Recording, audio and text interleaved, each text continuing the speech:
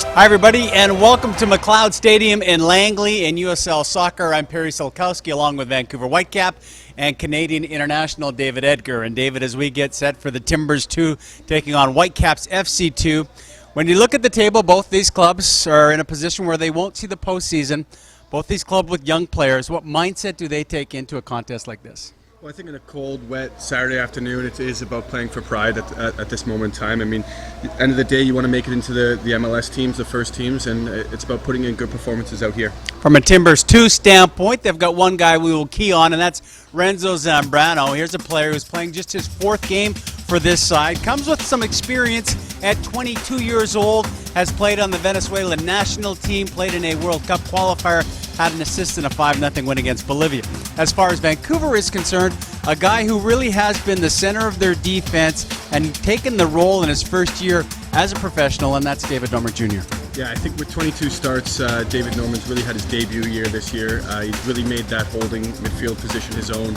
He's got that attacking threat, but also very good defensively. He's got a good range of passing, and someone who's really pleased me this season.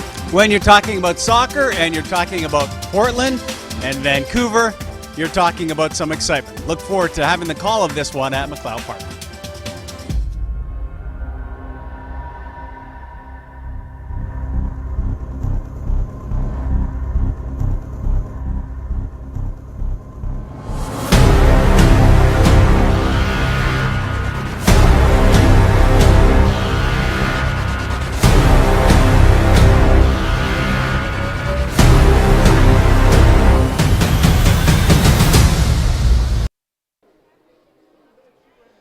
Look at McLeod Stadium in Langley, British Columbia, about 40 minutes outside of downtown Vancouver, site of today's game. A little Cascadia rivalry as Portland Timbers 2 get set to take on the Vancouver Whitecaps 2. Perry Solkowski along with David Norman on a day where, well, we've seen a lovely rainbow. We'll probably see some rain, likely some sun. We will get the proverbial mixed bag of weather, I would imagine, David, as we get set for this one over the next 90 minutes. What do you think we will see in two young sides who really, you're never playing out the string when you're trying to get to the next level, but really this becomes a battle to show what you can do and 90 minutes to be better than the guys across from you, despite what the records are this part of the season. Yeah, you've got two teams who are out of playoff contention now. And again, it's looking to get into that first team and make that push from the USL into the MLS, and that's what these players will be looking to do now, and it starts with today. And coming off losses against a good Phoenix team, Rich Fagan's side will definitely be looking to bounce back and have a better start to the game. Commonality, yeah, is that Phoenix game. Last time out for Whitecaps FC, they fell behind by 2 within the opening 6 minutes. Phoenix been unbeaten in 10, then Phoenix jumped on a bus and went down to Portland, and they beat Portland by a count of 1-0 early on. So early on into the far corner, a guy who played very well was Taryn Campbell. He will get a corner kick, so in the first 30 seconds, an opportunity as David Norman Jr. will get set to swing this one in for Whitecaps FC. Yeah, brighter start there already, ball in behind. Taryn Campbell, as you said, who had a great game last Sunday, looking sharp already. Norman with the left foot, so the outswinger comes in a little low, but does almost bounce by early on. First time we're going to see the challenge in the pace, and we see exactly that from Victor Abdullah with the long ball up front, one-on-one. Declan Wynn is there, as is Baldissimo. They'll pick it up. Man coming from behind. Wynn finally sees that and moves the ball out. Everyone getting some early touches on for Whitecaps FC2. Move the ball up. Marco Bustos looking for the foul, and he does get the foul as he looks to the head referee. Says, yep, that's a call. I'll give it to you, says Juan Marquez. Man in charge in yellow today.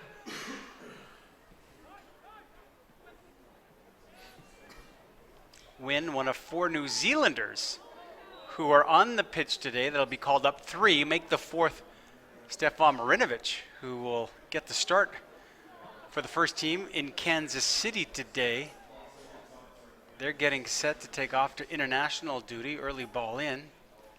That's knocked away. Norman will come get a head on it. Glances off him. Ball will be played back to Cole Seiler for his first touch. Great experience for the New Zealanders in Myron Bevan, Declan Wynn. There is a chance they could see Argentina in that World Cup qualifier. And although you would think, that'll be tough. What an experience it would be for them to get that opportunity to represent their country and then have to see Argentina in a World Cup qualifier. Yeah, that's always exciting. They're in a good position, obviously. New Zealand, I believe it's a friendly next week they're going to play in Japan. So it's pretty impressive having 4 of them out here at once. Well, you talk about travel that you had to do from an international perspective coming over from Europe to put on your national jersey. You got nothing to complain about. No. These guys got to go represent New Zealand in a home match if they had to. Not compared to that. Stefan Marinovic, last time he came back from internationals, didn't look a human. Didn't really look alive, hadn't slept in days. So. And there were the New Zealanders, a little 1-2 touch from Wynn and Meyer Bevan. Didn't work out for them. And here comes Timbers 2. David Norman giving chase to Russell Cicerone. Cicerone coming into the box. There'll be a foul called early on. Russell Cicerone, 4th round pick out of the University of Buffalo from Portland during his 2nd year here, 22 years old. First opportunity for the visitors. Thomas Granito over top the ball from San Salvador. What will he see? Plenty of green in the box.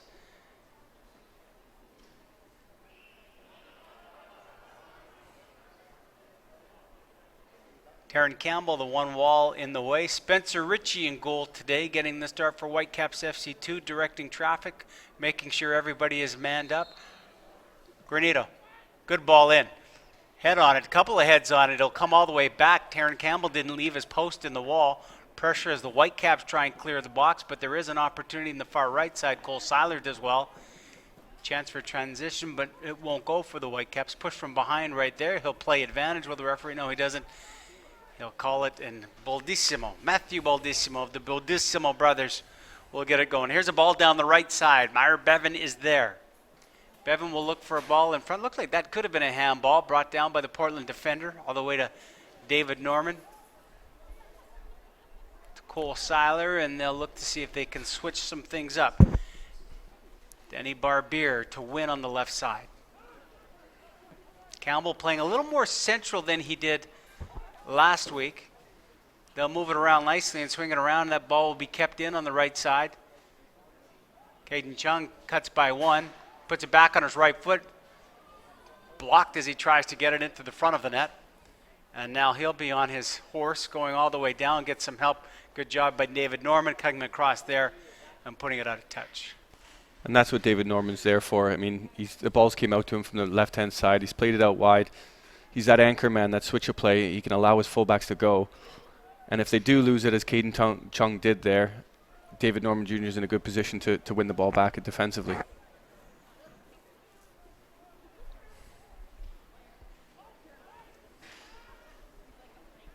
Timbers, well represented in the stands too. Lots of green. A bit of a Timbers army making the drive down. 4.5 hours. 3 hours if you drive like David Edgar. Not today. You got caught in Vancouver traffic, my friend. I was crawling on the way here. Saturday, Vancouver traffic on the way out to Langley. They'll move the ball back to the keeper. It's Kendall McIntosh from Santa Clara. Would have played some soccer with the Whitecaps' Eric Hurtado during his university career. Little ball inside.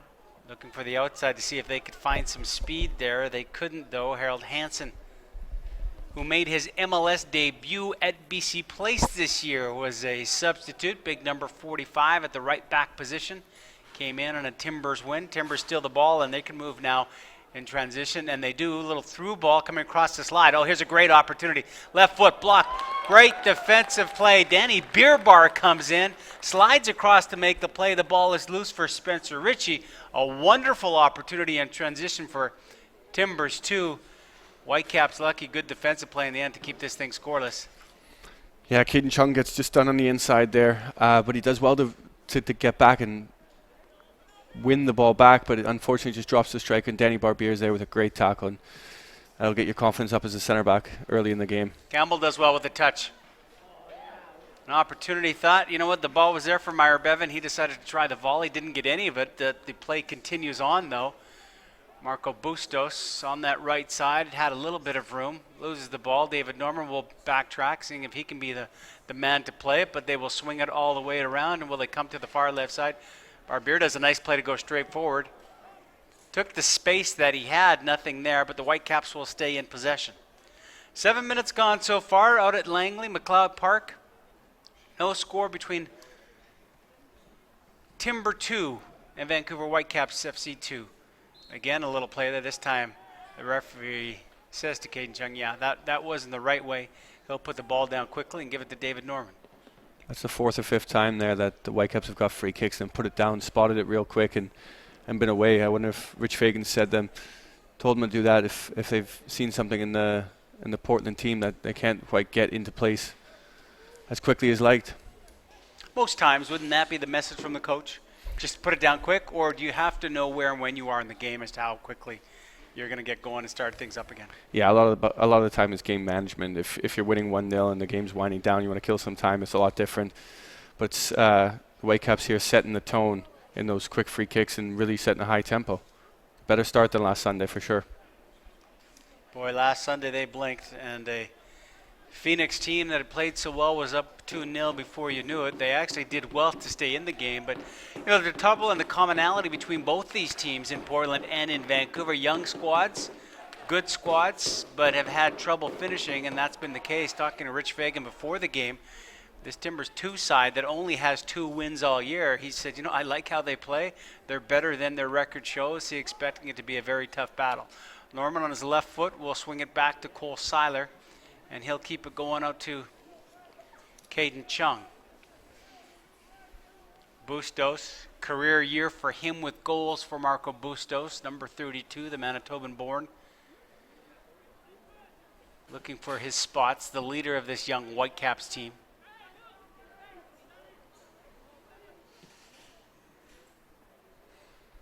Barbier, used to the side, coming back, spent the last 3 years in Europe, been over there for a while, the American. From Allentown, Pennsylvania. You old enough to enjoy Billy Joel? You're not. You don't know Allen? I'm living in Allentown? I don't know that song. I do know Billy Joel. I know Tim Parker's a big fan. Well, he would have, you would have to, a Long Islander, New Yorker, Billy Joel. Google it when you go home tonight with the family. Perry mentioned Allentown, a Billy Joel song. What is it like? They'll move the ball back to Kendall McIntosh, and he'll swing it wide for the first time. Bill Tuiloma. Tuiloma in a good battle there.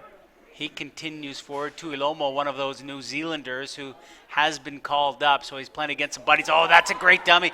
Offside flag stays down. Wonderful chance, and he can't finish by Myron Bevan. This time I think he will be offside, and he is called on that. Well, that's exactly what it wanted. His New Zealand international teammate loses the ball, and he has a wonderful opportunity to make it 1-0.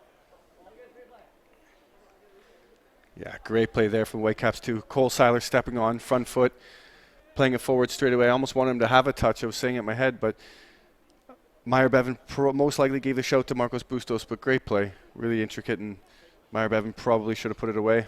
Wonderful dummy by Bustos to let that ball keep on going, and probably should be put away. And as we were saying, Rich Fagan, that's been the problem with this team, is finishing those chances. A great chance for Bevan, and doesn't get that opportunity. Don't get a lot of them in games like these. You get to the pro level, you have to work hard, and when you get that opportunity, you have to fish, and the New Zealander will be disappointed in that effort. 11 minutes gone. Whitecaps move the ball around. Barbier swings it out to Cole Seiler. Seiler, the veteran, 23rd start for him from the native of Anderson, South Carolina. Bustos doing all he can, not fast enough to get to that ball as it goes across the end line. Says that's the right idea. Should be doing it. Let's take a look at the starting 11 for the Whitecaps. 11 minutes into this one. And you'll see that Spencer Ritchie, who gets the start and goal. 3 clean sheets so far. A veteran lineup, and the sense that Cole Seiler has some experience there. You can't be that old when you're with the Vancouver Whitecaps. They have so many young players on this squad, and they do again today. Bevan will play up top with Taryn Campbell. Taryn Campbell, the one player, when I talked to Rich Fagan prior to kickoff, I said, who was probably improved the most? And he just thought Campbell has continued to progress. And this is his first year for number 61, getting more opportunities. Last year, he just didn't see the field that much. We talked about him in that tough loss last Saturday at UBC, David, that he seemed to understand that role, took advantage, and had an awful lot of joy on the left side. So it's been a year of development in this league, and Taryn Campbell, the local product, has done exactly that. Yeah, he will take a lot from this year, as you say. He's one that I see on a daily basis, working hard, doing extra work in the gym, extra work outside. So that's coming to fruition because he's a direct winger. He's a powerful young boy. He's fast. He can cross the ball. So he's got all the attributes, and it is those extra little pieces he's been putting together this season that have helped him. Game understanding, knowledge of the game. There's a guy who's continued to get better too, Caden Chung, young 17-year-old who's been around. Bustos gets a foot in, ball kind of pinballs around. Marco will go to the turf, and he will get that call, another free kick for the Whitecaps. And this time we see Marco Bustos, the veteran of this team, putting the hand down to David Dahmer Jr., going, let's just wait. Let's get our shape. Let's think about where we're doing. So look at the foul.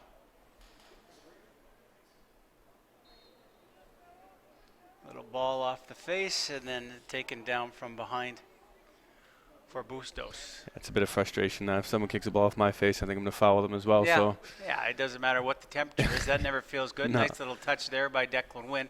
Here's Campbell on the left foot. That's a good little touch. Might be two. Wynn does get to it in front of Bustos. Marco Bustos with a great opportunity. Wonderful build-up by the Whitecaps. Just couldn't finish as Kendall McIntosh was there with the save.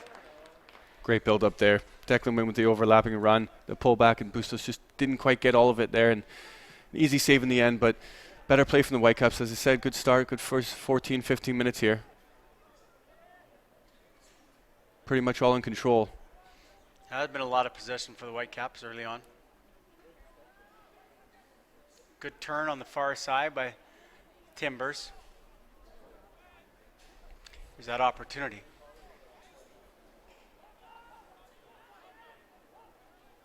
Declan Wynn does great to get there, because on a slick surface like it is today with the rain, I thought it was going through for a goal kick there.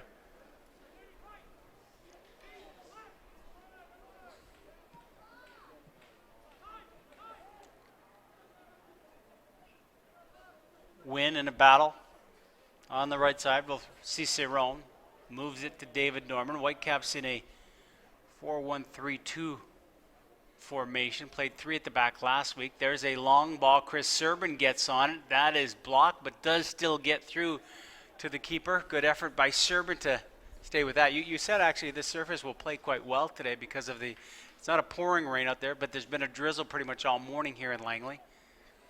Surface playing well. Giveaway there. David Norman looking for somebody. He'll lead Taryn Campbell. That'll be a battle. Kind of a 50-50 ball. Campbell couldn't get to. Harold Hansen gets to it before him. Bill Tuiloma will now push it up. Cicerone on the right side here.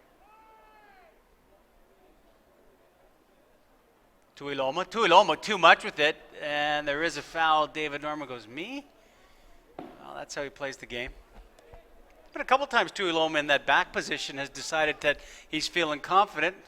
He's got the call up with the national team. And maybe he's on the plane already. Yeah, he's definitely taking risks in the back there. I didn't see much in that foul, to be honest. I just feel the defender gets the benefit of the doubt in those ones, because more often than not they end in a chance in goal or a goal. Let's take a look and see exactly what happened there. Yeah, Norman might have hung on a little bit to that left arm, but you're right. Yeah, definitely the benefit of the doubt for me. Yeah, a lot worse has been let go. Especially from David Norman. Yeah, Win on the left side. He'll go back.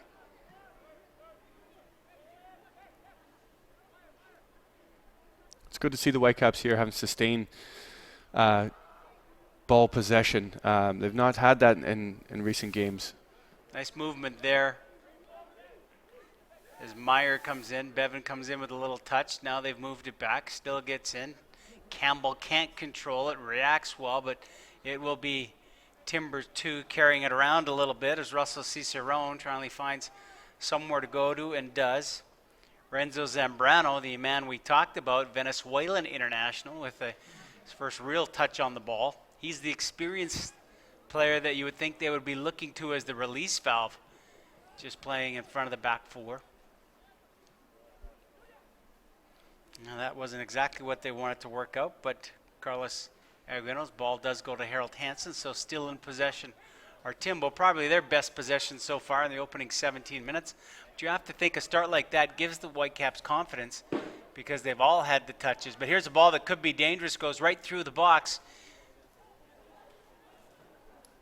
Gio Galextro is still chasing it and does pick it up.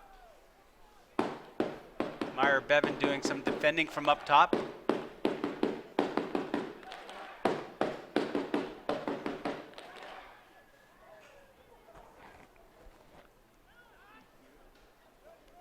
Declan in, Wynn pushes up. There's some opportunity for Bevan, far right side. Chris Serban's trying to catch up into the play. Bevan with a little touch, a little too far, and alert off his line is Kendall McIntosh, and he'll come pick it up and send it the other way for the Timber 2. Well, the Whitecaps had numbers going forward there, but they were all running in straight lines. I'd like to see them getting overlap, someone getting around Meyer Bevan, someone coming in between, pulling out wide. It can't all be straight lines. But it's good to see them getting the numbers forward and helping support. Aboledo with a good run on that side until losing possession of it, kind of number 19 on his horse by himself. Looking for a little bit of help, but has been good possession for the home side so far. A good crowd on hand. We didn't know what kind of weather we would have, but a good crowd at Langley Park, McLeod Park in Langley, British Columbia. Paris Hilkowski along with Vancouver Whitecaps and Canadian international David Edgar. Thank you for joining us on this USL broadcast as the season's slowly coming to a close for both Whitecaps FC 2 and Timber 2. A little Cascadia rivalry at the USL level today in Langley. Long ball, Wynn will have to deal with it. Doesn't bring it down, just gets rid of it. Well, Decimo does the same thing. And David Norman chases back. Stay up to date on all the latest USL news and information from around the league. Tune into USL Coast to Coast with Mike Watts. That's Mondays at 9 p.m. Eastern Time on Sirius XM FC Channel 85. Also, don't forget, Sirius XM FC will air the USL Game of the Week. Please check uslsoccer.com for dates and times. Far side, Aguino battling with David Norman. Foul, Whitecaps have it. So we're almost 20 minutes gone so far. One good opportunity for both sides. Good defending at the last minute by the Whitecaps to avoid the chance for Portland.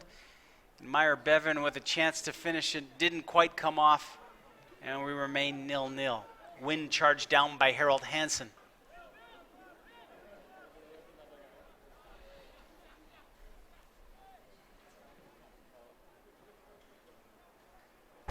Barbier.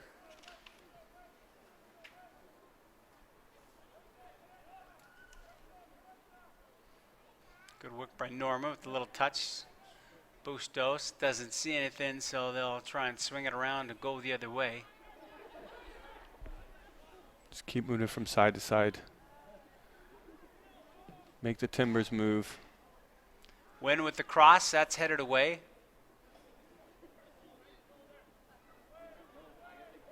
Hansen, good pressure up top by the Whitecaps. Anytime the defenders have the ball, there's a lot of work being done by Meyer Bevan.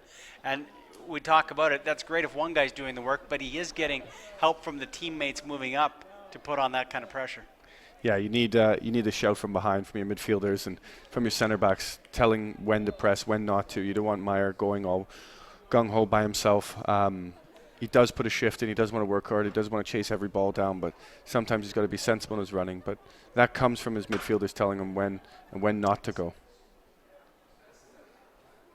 It's kind of how I play the game in the over 40s league in Vancouver. Just kind of tell everybody what to do. Yeah. Don't do much. I made a career of it. You're getting to that point. Yeah.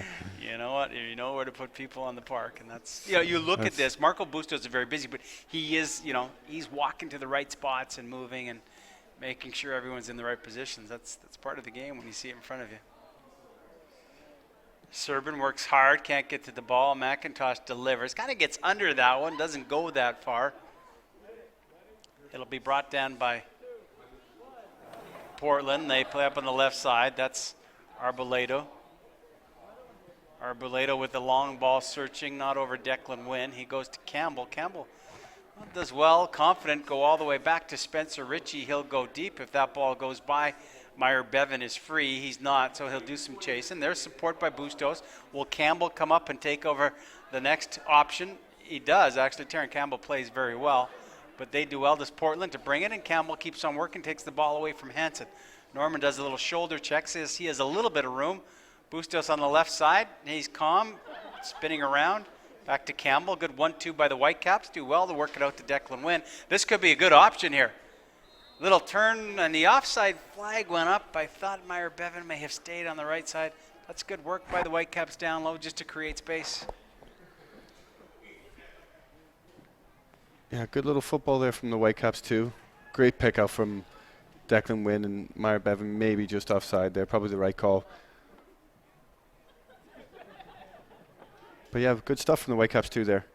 It's good. Both teams want to play. You can see Portland too wanting to play. They play out from the back. Again, maybe sometimes taking risks, but they're obviously being told to play out every time they get the ball. They're not just lumping it long.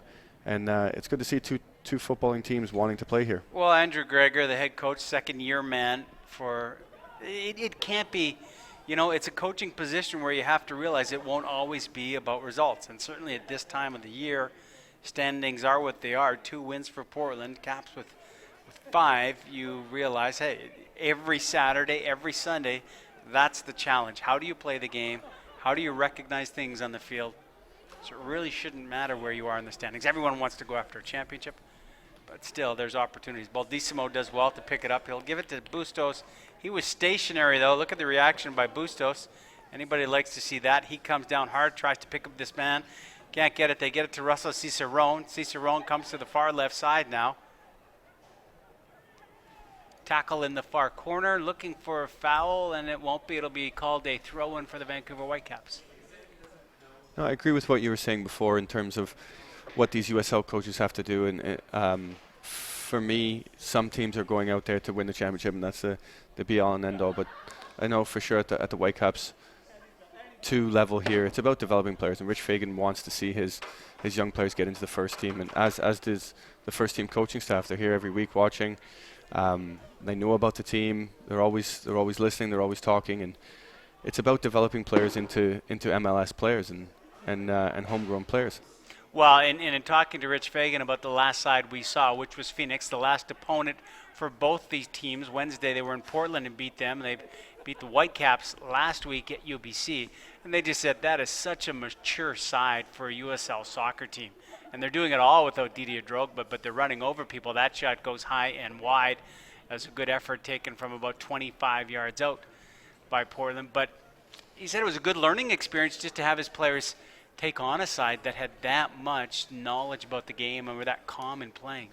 Yeah, that's a great word to describe them. Mature, not in terms of age, but in terms of professional games played. I mean, you've got a handful of players in the starting 11, the Whitecaps too, who have basically just in the first full season as a professional, and it is different. It's a learning curve. You don't start learning the game until your second, third, fourth, fifth season. You're continuously learning and taking things from each game. So Rich Fagan sees his players taking 2-3 things and improving themselves. It's a good ball by Barbier. He'll be happy. There's one guy who's been improving, Terran Campbell on the ball. Campbell goes far post. Serban is there. That'll be headed away. A little bit of a battle as to who will get there first. Serban can't get there. David Norman trying to pick up the loose garbage, and he does. Gets it to Serban, does well to chest it and keep it in. Bustos moves off the ball. He'll try and get it to Bustos, but there will be some difficulties as coming across was Renico Clark to make sure he could usher that one out. Well, you speak about experience. I mean, someone like Cole Seiler. For Seiler, it's his 23rd start in the USL. His rookie year got a couple of cracks at it in MLS with the big team, but still so young in learning the game of professional football. And especially at the position he wants to play in center back. He knows that as a center back, you don't really start It's like a fine wine. You get better with age, I like to say, but maybe that's just because I'm getting old. Well, when did it click in for you? When did you, with all your experience in Newcastle and over in Europe, was there a time where you go, okay, even 27, 28, you go, now I understand it better? You do. You come to a point where you understand the game. You understand you don't have to go into certain positions. It's about reading the game and certain things like that. But you tend to play in the first team and break through in the first team at right back or left back, as I did, as Cole Seiler did, as a lot of center backs do. They play right back or left back. It's almost safer. And then as you learn the game, you become a center back in the first team. Good spell of possession right here for Portland. Clark with the ball on that far side. He goes inside. I think we might have had a whistle, and indeed we did. Baldissimo would come in a little hard on his man.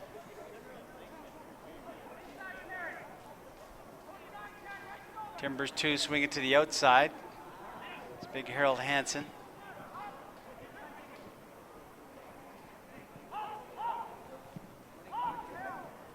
Tuiloma. Hansen. Inside doesn't work. Chance for the Whitecaps to go. Matthew Baldissimo plays the long ball. That's brought down by Clark. Seems to be a little bit of room in behind that Bevan has been looking for, and they've had some long balls with success so far, has Vancouver. Tuiloma. Again, hanging on to it. Center back, very confident moving with that ball. Yeah, there is space in behind both back fours, in fact, but it's a tough, as you say on the surface, it is a tough one to play, a tough pass to play. You've almost got to put a bit of spin, a bit of check on it to make it sit, or else it's going to run through to the goalkeeper if it's too straight. So it's a tough one to play, but you see there is space. Zambrano, little through ball. Wynn will have to battle and does. Nice little chip with the left foot to Taron Campbell. That's a nice one-touch pass over top of his opponent. David Norman in traffic, though. There's a little chip over. Cole Seiler gets a piece of it. Spencer Ritchie, his buddy's going to have to come out, and Spencer Ritchie, the Seattle native, will do exactly that. Serban does well, cuts in front of his man. Bustos will look to go backwards, and thought it was a little too tough, so played it all the way back, and Danny Barbier will pick it up. Bill's acquitted well, only his third game for the Whitecaps since coming over, 3 years with West Brom Albion, Romanian-American citizen.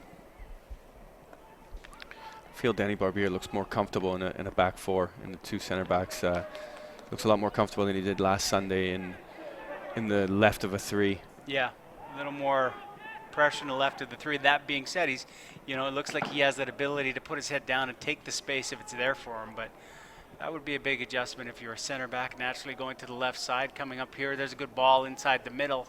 Taron Campbell is there. Will he get in front of it? Does. Right-footed shot just over the crossbar. Ball dropped for him. Natural left footer, swings with his right, gets a piece of it, a little high and wide.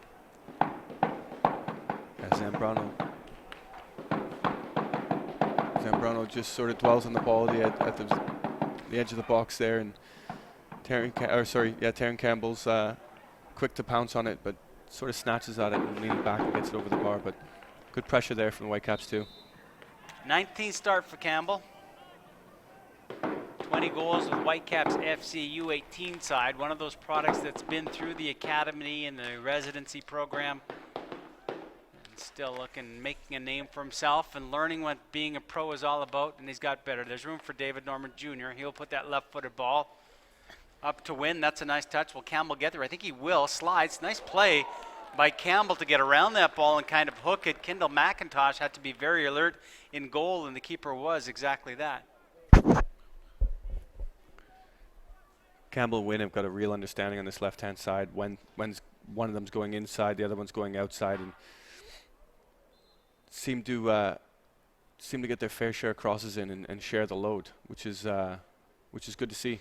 Well, having called these games sporadically to come, to me, Declan Wynn, you can just see the confidence he has to get up with his international side, have those call-ups. Yeah, they're doing an awful lot on the left side, just like they did a week ago. Wynn didn't get the start. Campbell played very well against Phoenix on that left side, but you can just see the guys who have that little bit more experience to come in and are feeling confident about what they can do. And certainly the New Zealander at the left back position in Declan Wynn is feeling that right now. There is the aforementioned Campbell. He'll try and hang on to the ball. Does. Gets lucky as that pass is blocked. Speaking of confidence, that's a nice decision by Danny Barbier to cut that inside. David Norman looks if he had something, doesn't, holds back, so just goes square with that pass. Nothing wrong at all. Port Coquitlam native Caden Chung coming in. He's thinking about it and does. Chung lets it fly from about 22 yards out. Not a bad opportunity. Didn't get over the ball, but again, take the space that's there. Good ball movement by the Whitecaps.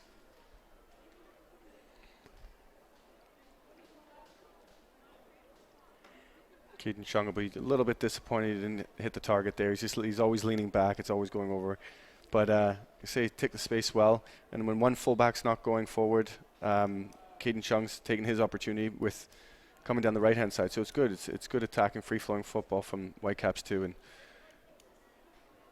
32 minutes in, Perry Solkowski along with Vancouver Whitecaps and Canadian international David Edgar at McLeod Park in Langley. Told you we get all kind of weather, the sun coming out. We've got a softball game to our left. We've got a baseball game to our left. There was a football practice. So if at any point I start saying, that's swinging a pitch, that's a little outside, Dave. You just get me back into the game that's in front of us. USL action. 0-0, 33 minutes in. A couple of good opportunities. I'd say the home sides had the better of the play this far, but still. Timbers 2 have held up. There's Declan Wynn, a little touch. Give and go back to Wynn. Wynn tries to get by his final man and doesn't. And here comes Portland with the opportunity. Thomas Granito with the long ball. It goes over to Caden Chung. He'll play back to Spencer Ritchie. He's getting pulled a little bit. Ritchie will just send it deep. Chris Serban goes back to get it, but coming from behind him, and there'll be a foul as he's hit from behind. Kyle Bjornathan, I think, came over top there. Serban touching his head. Wonder if he got knocked a bit. Always get concerned when heads clash. That's exactly what happened there to Serban, but he's okay. Still jogging on the right side. Former UBC player. With the Whitecaps, took a year university, back with the team now. Bright orange boots, easy to see. You don't, what are you're hurt this year. Have you sported the orange or the bright boots?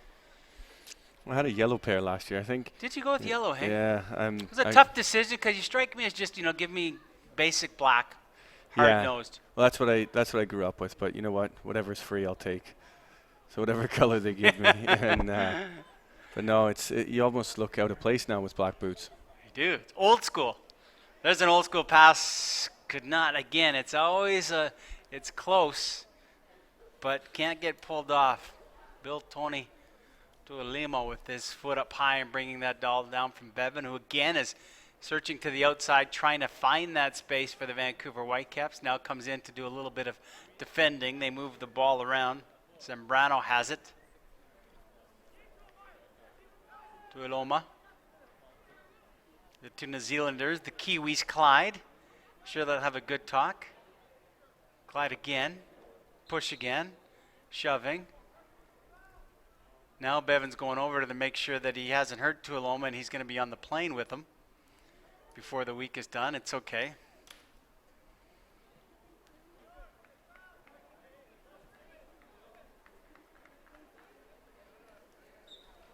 And then they slap hands as you would expect, going, okay, just part of the game. Another Kiwi. Declan Wynn. They'll swing it all the way around to Cole Seiler. In the sunshine is Chris Serban. Does well on the ground, loses the ball eventually. And down that left side again, there's a fair bit of room. And here comes Victor Abaledo, rather. In the middle, stepping up is Barbier to get rid of it for the Whitecaps. Hansen overruns the ball. Good battle with Taryn Campbell. Hansen, a big body. He'll get the throw in. Whitecaps too have done well in pressing in numbers today. I think you've always got 1, 2, 3 players around the ball, and if one player misses the tackle, there's another one there. So it's been good, a high intensity pressing. Zambrano in a battle with David Norman, and the Venezuelan international knows the young Coquitlam native and former Portland University player has fouled him and does. They go to the far side. Here's Clark. Pops it in, little 1-2. Continues on. Opportunity for Timbers 2. Shot is blocked, comes back out. Here is Zambrano. Hansen. Here's Spencer Ritchie telling him to get his back line up. The Whitecaps do move up, and it goes all the way back. Thomas Granito with a long ball down the left side. Russell Cicerone can't bring it down. David Norman has a little bit of space in the middle, carries it to that left side, and decides it's best to keep possession of the ball, and does. Barbier finds Bustos, who's now floated over to the left side. Number 32 on that left foot, stepping on the ball. Looking to go somewhere, does. Barbier senses pressure behind. He keeps on going, still has some pace. Big 51 with it to the left side. Terran Campbell goes, I needed a square ball. I was tired, I wasn't running with you. They'll talk about it. Two big men on this side. You mentioned Barbier, left side, a little uncomfortable. That's about the third time we've seen him take that space and move forward. Yeah, he's comfortable with the ball going forward. I think it gets to a point, especially as a centre back, as you keep going. Other defenders are almost saying to you, okay, what are you going to do now, because you're a centre back. So you almost get a nosebleed up there. But he is comfortable on the ball. He just needs to make that right decision. I think an earlier pass, get back in your shape, would have probably been the right decision. Well, we've seen a few gallops by the skipper of the first team. And Kendall Watson, it's been effective. Here's an opportunity, left-footed shot. Oh, just trickles wide. Good work by Russell Cicerone. Got to the left side, had some room, lets it go. Spencer Ritchie was there, but the ball did just trickle wide in the 38th minute. And it remains scoreless. David Norman chasing hard. Cicerone gets to the left foot, hits it from there, and the fourth-round pick out of the University of Buffalo just missing out. Remind soccer fans, Nike is the official sponsor of the USL. For more information, visit nikesoccer.com. Cole Seiler goes down. Look, he might have got an elbow there. He didn't. He's okay. He'll pick up the ball quickly. Move it back to Commissioner Spencer Ritchie, Commissioner of the Whitecaps Fantasy Football League. Don't talk about that. Well, yeah, Terran Campbell inside.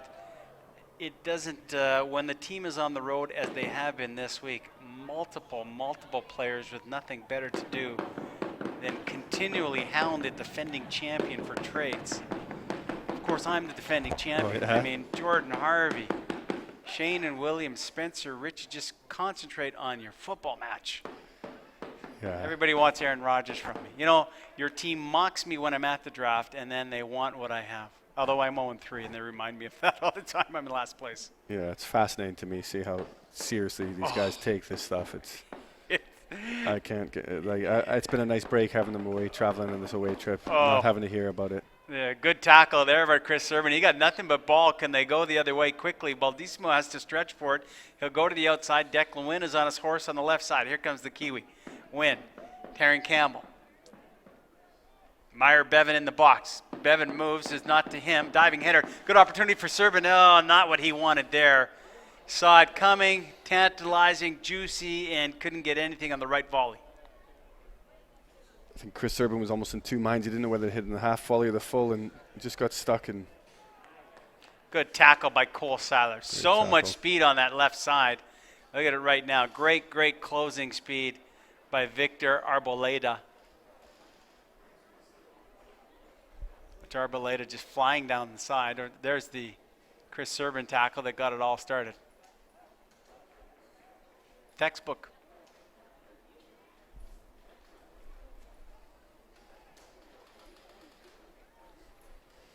Injuries. It's been a fairly healthy year for the Whitecaps FC2 until we see Martin McDermott go by us now in crutches. Yeah, it's a funny one. I wish we could have him here to explain what exactly happened. I wish we could say. I think the only injury from the Coldplay concert last night, we might need another hour as to how you get injured at a rock concert. You know what? I've got no words for it, to be honest. He sat here laughing, but I do feel bad for him. He's on crutches. Declan Wynn, left foot, in front, bouncing, cleared. You know, you feel bad for someone when they're on crutches, but then when you find out it happened during a Coldplay concert, you just kind of smirk. You know what? I don't know how people dance to Coldplay anyway, if that's what he was doing, but... Blew out his knee, and that's a tough one. In pain. Martin, you would probably see a fair bit in the situation of National Training Center now. Yeah. Great guy, Marty, and obviously wish him all the best in recovery and whatever's actually happened to him, but just a freak accident. Someone's got to reach out to Coldplay. He should ask to get the crutches signed. I'm sure he's not the first. Go to a concert. There's a good through ball. Oh, that's a sliding, and that's a saving tackle again by Caden Chung, because there was no room, and that ball is going to be offside. Good little chip pass by Marco Bustos, and again, at some point, Myra Bevan's going to have his head on a swivel and see what the D-men are doing, because that's about the fourth time he's been called offside. But a wonderful tackle, so much speed by Victor Arboledu. He gets through there. The ball is good. Boy, that's 2 inches. That's a fantastic tackle. Great defender from Caden Chung there. I thought Arboleda was in for sure. The pace was on the pass. It was a great pass, but even better defending.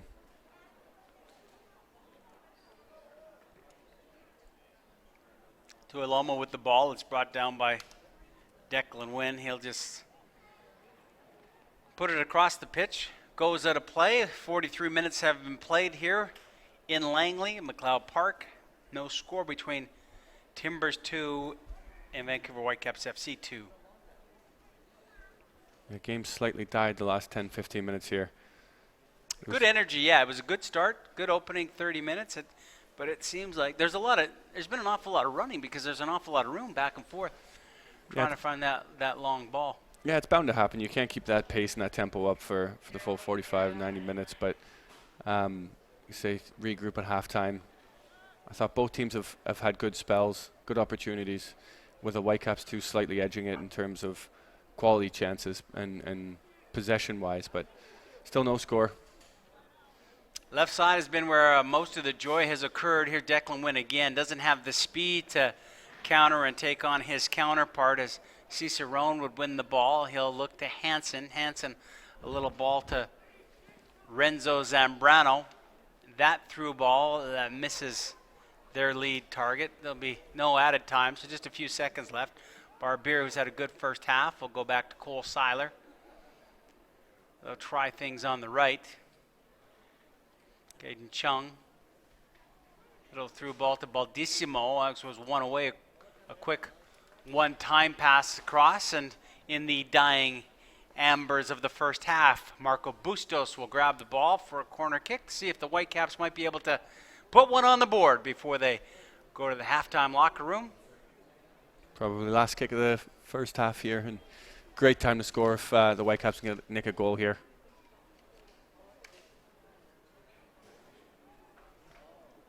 Cole Seiler gets underneath that one, and I think there was a push, so we won't see anything there. And there is the official whistle from our head referee, Juan Marquez, and after 45 minutes, we have yet to see a goal out here in Langley, British Columbia. What has been a good first half for Vancouver Whitecaps and Cole Seiler as they make their way. Some opportunities for both teams. Canadian flags are prominent, as are several fans from Portland who have made the trip up and across the border. I think they were entertained by what they saw. 0-0 after 45 minutes of Whitecaps FC 2 soccer. Hey Whitecaps fans, how's it going? My name is Chuboy, your resident video game expert. So I play the video game FIFA for a living, and the great thing about the game is that a player's stats in the game tell you a lot about how the player plays like on the real pitch. Now the Whitecaps just signed a new player, Nasa, from Nigeria. He's from the same country I was born in, so I'm very excited about the signing. Let's use FIFA 17 to show you what he can bring to the team. So here's what you need to know about Nasa. He's a box-to-box midfielder with lots of experience, having played over 300 professional games, including 2 seasons in Spain's top flight. More impressively, he's played 25 matches amongst Europe's best in the UEFA Champions League and Europa League. To top things off, he's an international champion after winning the African Cup of Nations with Nigeria. What are his main strengths? First, he's great on the ball. With 76 dribbling and 85 agility, he's tough to defend. In FIFA, he has a 4-star skill rating similar to the likes of Real Madrid's Luka Modric. This means he's capable of pulling off some impressive skills on the pitch. His other strength is his 77 physicality rating. With 77 strength, he'll be able to hold his own against some of the toughest defenders in MLS. And with 83 stamina, he'll keep the fight going until the final whistle. I think he's going to be a great addition to the squad, and I can't wait to see him play at BC Place. So there you go. I hope that video was useful for you, and I hope it gave you a better idea what NASA is all about. Until next time, Whitecaps fans, peace.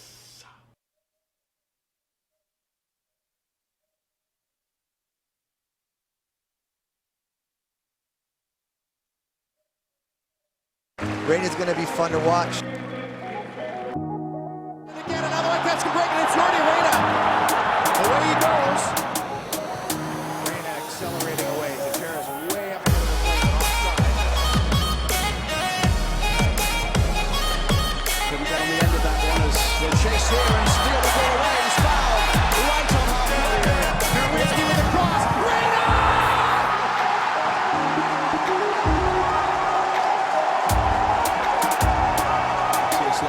This is Jordi Reyna picking it up just outside the box. Jordi Reyna with an absolutely spectacular finish to make it 2-0 for the Whitecaps. What a strike from Jordi Reyna. Bernie Abini, Reyna! Number 3 for the Peruvians.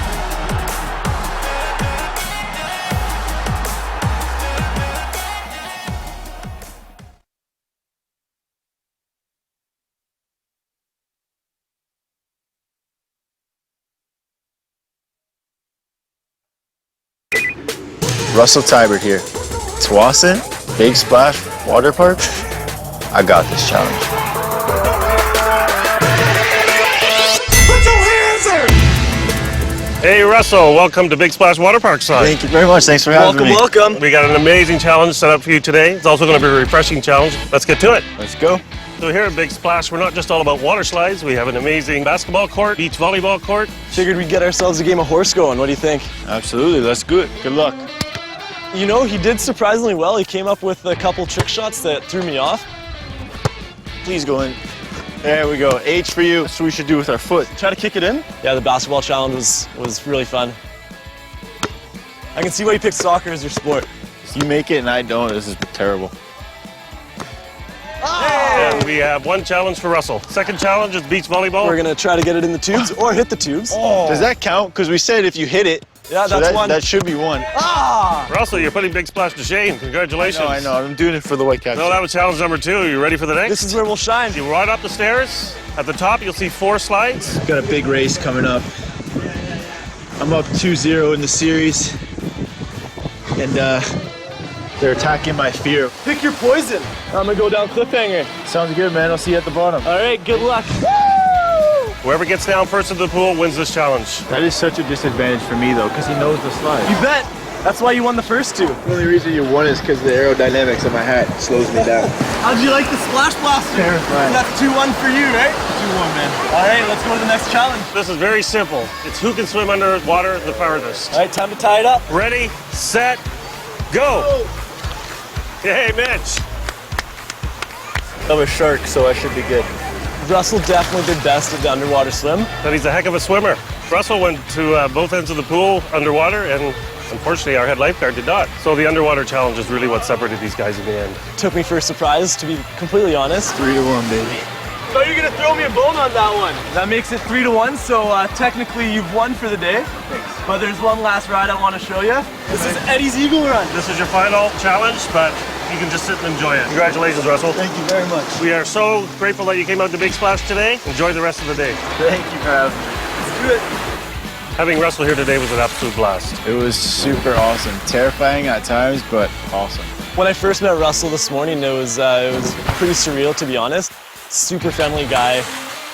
Yeah, it was awesome to have him here. Russell is a really great guy, and we got along from the get-go. I want to thank them for having me. It was a great experience. It makes you feel like you're a little kid again. It's really become a personal connection now, so I will be rooting for Russell all the way through. Mitch was, I think he gave Big Splash Water Park a great name, I think our head lifeguard Mitch has some work to do. Otherwise, we might be looking for Russell next summer. Russell absolutely passed. We here at Big Splash give him an absolute pass. I'm up to any water park challenge.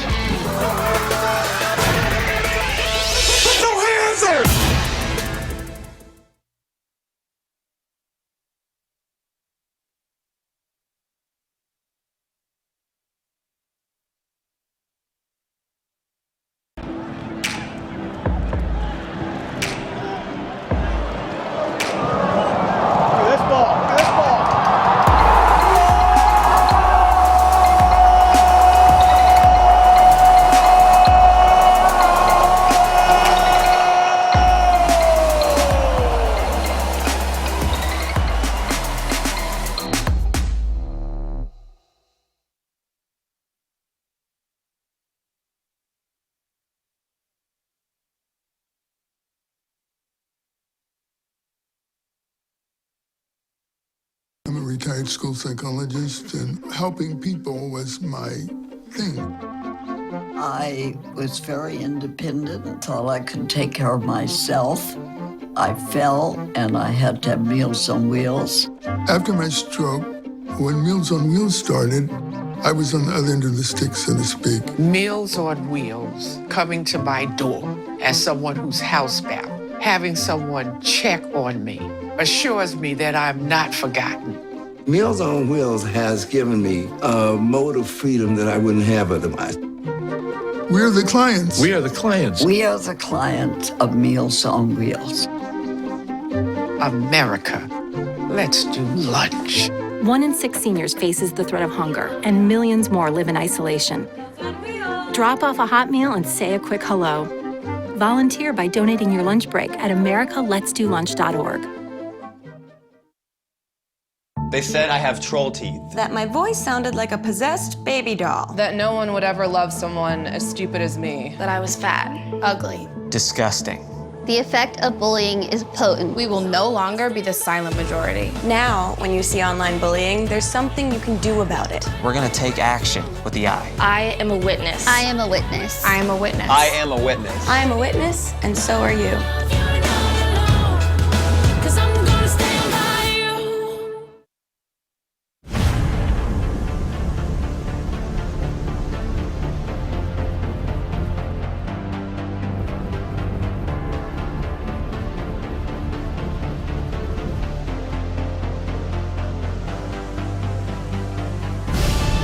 We've raised the stakes. Expectations are high. Our biggest season yet will break records with elite players and future stars. Innovative technology and new homes. We're growing the game in our communities and across the nation. Are you ready?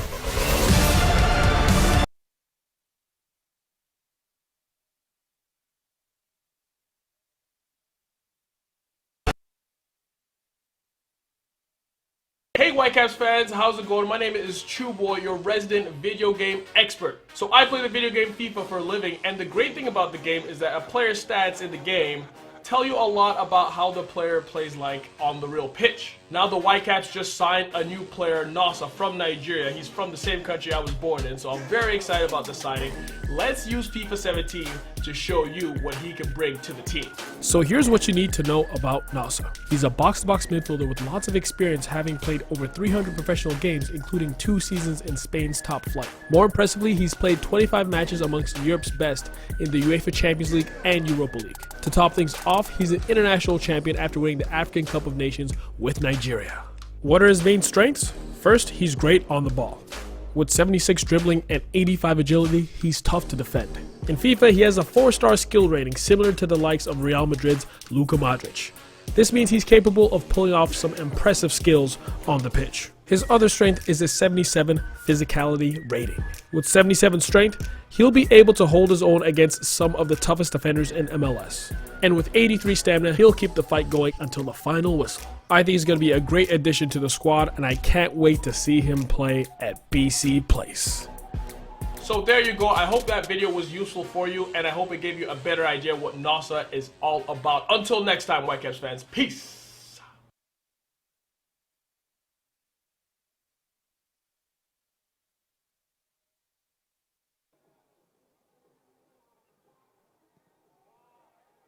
Welcome back to Langley, British Columbia. There you see the sights of the McLeod Park facility. And after 45 minutes, Vancouver Whitecaps FC 2-0, Portland Timbers 2-0. Perry Selkowski along with David Edgar. Take a look at what took place in the first half. As far as highlights are concerned, we're a couple opportunities for Vancouver as the players got set for this one, the Cascadia rivalry at the USL level, and opportunities came quick early on. This was the best for the Whitecaps. Myra Bevan in behind the defenders alone, just can't finish it. David probably should have done better. Yeah, I think as a striker, Meyer knows he has to pretty much put that away. Great work from the Whitecaps too there, and definitely should have done better for me. Declan Wynn, the New Zealand international, to Marco Bustos, and Bustos gets a piece of it. But again, likely the veteran could have done better in this opportunity. Yeah, he just sort of scuffs it and kicks the top of it, and easy save for the goalkeeper, McIntosh, in the end. Two good chances for the Whitecaps early on, and then the defense had to step up because there was a couple of good tackles. Chris Serban, textbook as far as a sliding tackle is concerned. And then right there, threw a ball, looked like it was getting by, but wonderful stretch by Caden Chung to defend there, and thus the opportunities were on both sides, but no one able to put it away. And that's where we sit 0-0 after 45, so no goal. 7 shots for FC2 compared to the 4 for the Timbers 2. Shots on goal only 2. Possession fairly even. Offsides a little too many times maybe for Myron Bevan. He'll have to watch that. 3 offsides called, no yellow or red cards. See what happens in the final 45 minutes of the last appearance by the Whitecaps FC2. We're back with the second half right after this.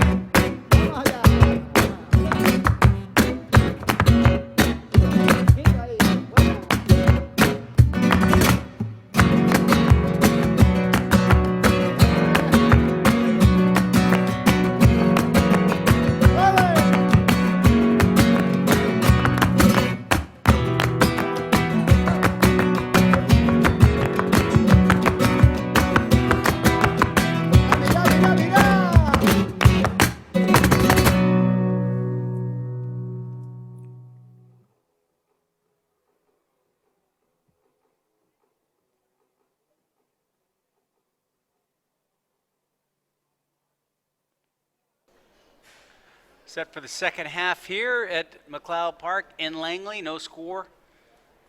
And Vancouver Whitecaps FC 2. Portland Timber 2 was the planes fly overhead just at the local Langley airport. So part of what we see if you're fans out here.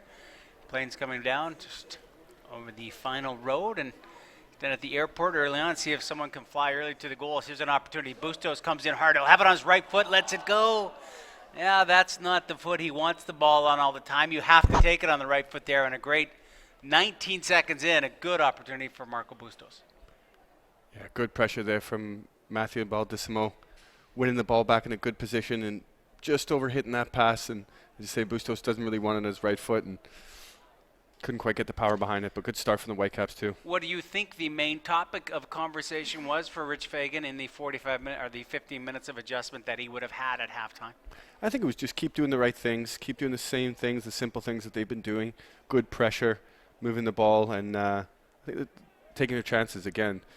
As Rich said to you before the game, it's been a season where they haven't really taken their chances in the final third, and it's come back to haunt them at times. Campbell, tackled by Hansen. They'll move the ball where Timbers 2 into the middle of the park. Victor Arboledo, who was probably the most effective T2 member in the opening 45 minutes for the visiting side with great speed. Now he'll be in front of us, closest to the grandstand. Look for number 19 in his yellow shoes to be moving everywhere. They'll move the ball to the left side where Nico Clark Clark goes up to Bjornathan inside. Opportunity here onto the foot. Shot well taken, but Spencer Ritchie, no difficulties there from the ball from Carlos Aguiano. Quickly it's moved up, and Hansen has it now for Portland. Harold Hansen got some MLS minutes and actually made his debut here in Vancouver when Portland was in town. Came in as a substitute. 17 starts for Timber 2.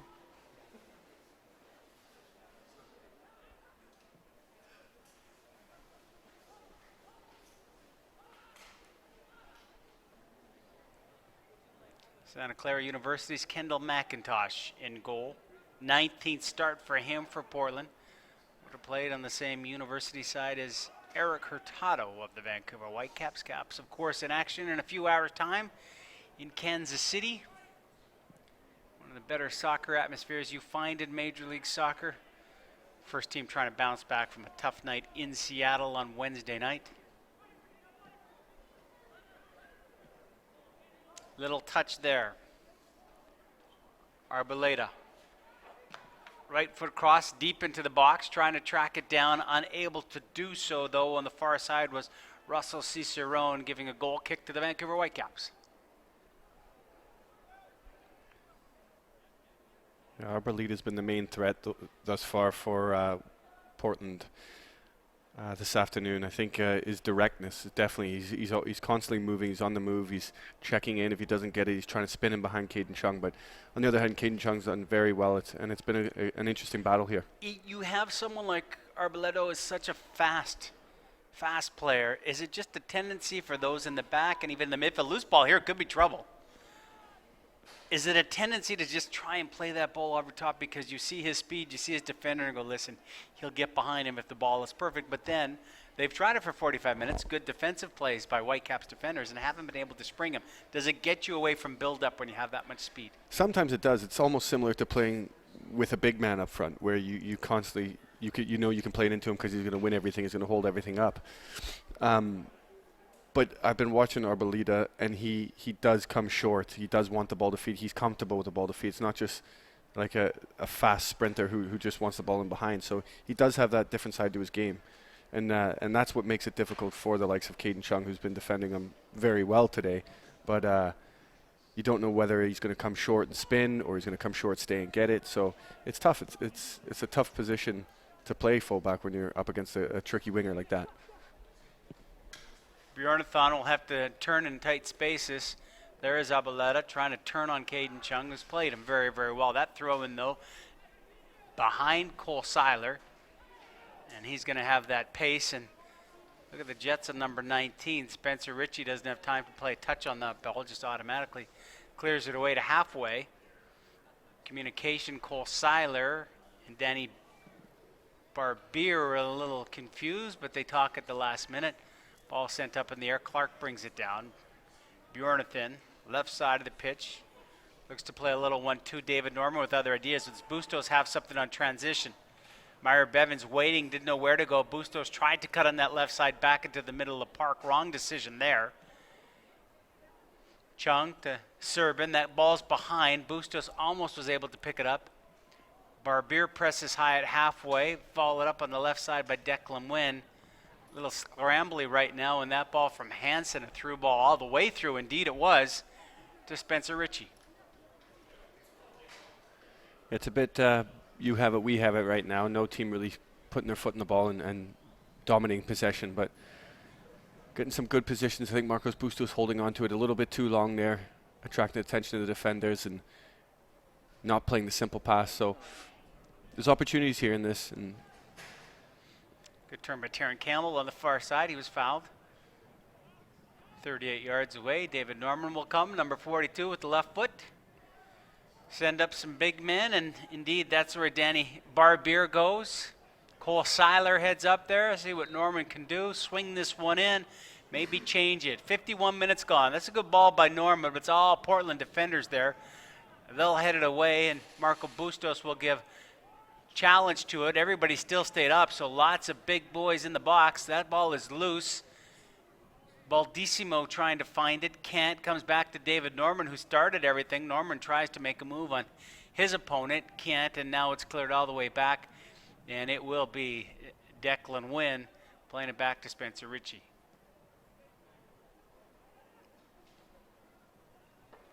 Campbell. Back to Norman. He knew there was pressure, moves it quickly. Maybe that's something that Wynn didn't feel, loses the ball. Now they'll go to the far right side. Portland on the right side. Declan went out defending. Wynn trying to get a leg in. Does. Blocks that cross, but it will go over. And a rare Portland Timber 2 corner at the 52nd minute mark here in Langley. No score between Vancouver and Portland. Perry Stelkowski along with David Edgar. USL season slowly coming to a close. A couple weeks from now on Friday night at UBC is where FC2 will wrap up this season, second season for Coach Rich Fagan. Here's the corner, brought in, going up high. Good deflection in front. Boy, Chris Serban gets a touch on it. Spencer Ritchie wasn't so sure, but at the end of the day, they survive it, and now it'll be a corner from the other side.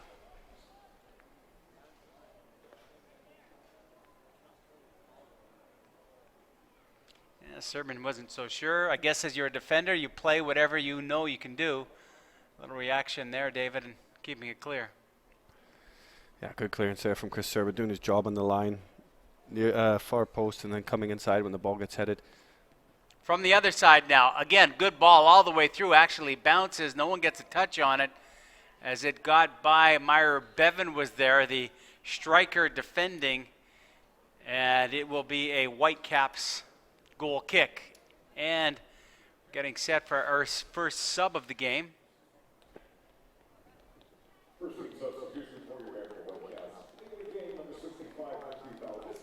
Baldissimo is off. The veteran Will Seymour comes on. Yeah, good shift from Baldissimo there. He didn't quite have the impact going forward in the game, but he put a shift in. Well, part of it, Rich Fagan told me prior to kickoff, what do you do at this point of year? Make sure everybody gets in. Get minutes. Get minutes for the guys. Make sure we get big minutes. You're not pushing for anything. It is about getting better, getting more pro experience. Well, Seymour gets that opportunity. Number 58 now moving with the ball, trying to get into the hole, not with the ball, looking for it. Taron Campbell can't find Seymour. There is his first tackle. And now he's officially into the game with a foul. Yeah, like you say, it is about getting minutes, and Rich Fagan's exactly right. Good 55 minutes there for Baldissimo, and plenty of time for Will Seymour to play here and stamp his authority on the game, and like you say, get those minutes in. Far side, well kept and well done. Long ball then searching. I think that was Cicerone on the far side doing that work. Caden Chung to Cole Seiler. He's got pressure from behind. Seiler will move forward. Look at the long ball, thinking he can get it through. That is a good ball, but again, offside. And Meyer Bevan's going to go, you know what? I was running horizontal right towards you, Mr. Linesman. I think you made the wrong call. That's about 4, though, on number 45 for the Whitecaps. I'll have to watch it. Yeah, that's a frustrating one. My first look at it, I didn't think it was offside. Myers, like you say, he's running parallel with the center back. I don't know how he could have been, but yeah, he had him in his sights. Yeah. It's like he learned from the first 45 minutes, and he might have had he has the right to maybe put the finger up and not necessarily agree. Good ball movement there, trying to turn. His player was again Victor Arboleda. This time he loses it. Is there a goal here in Langley today? Darkness kind of setting in. Dark clouds all around us. Find a little bit of sunshine. It's one of those Vancouver fall days.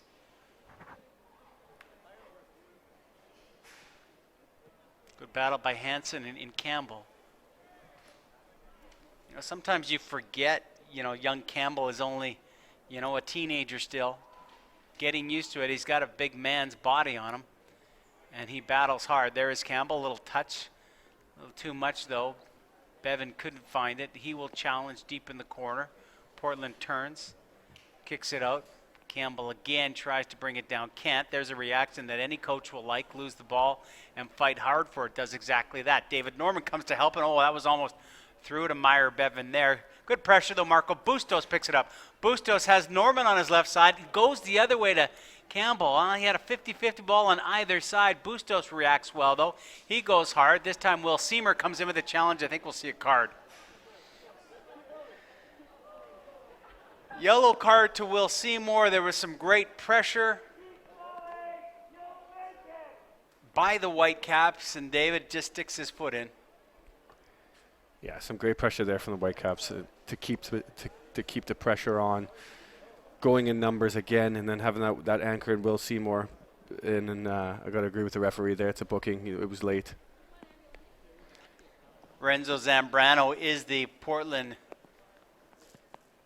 Timber 2 player that is down. The veteran from Venezuela. He's played for his national side, was part of their 5-0 win over Bolivia. Got an assist in that one.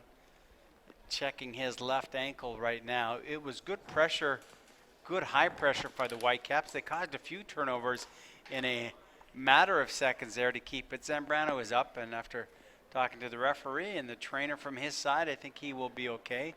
Continue to play on.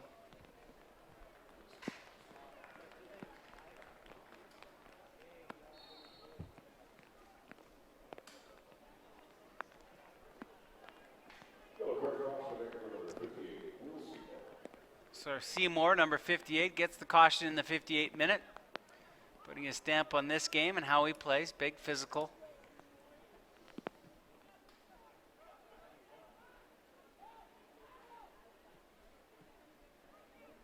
That pass intercepted. They'll try again. Hansen brings it down with the chest. Goes to Barbier, who swings it up to Campbell. And again, here's that high pressure again. Seymour is the one bringing it, but they're doing it as a team, David, and it's been successful for them. Yeah, again, that high pressure and that going in numbers. We need to get that back four up with their midfield and with the strikers as well. But it's been good to see, and it's been infectious throughout the team, starting with Meyer Bevan and Marcos Bustos going, and like you say, everyone else behind them. Kyle Bjornathan down the left side. Bjornathan to the left foot. That's a good ball in. Cole Seiler is there, though, diving header, and he will send it away for the throw-in.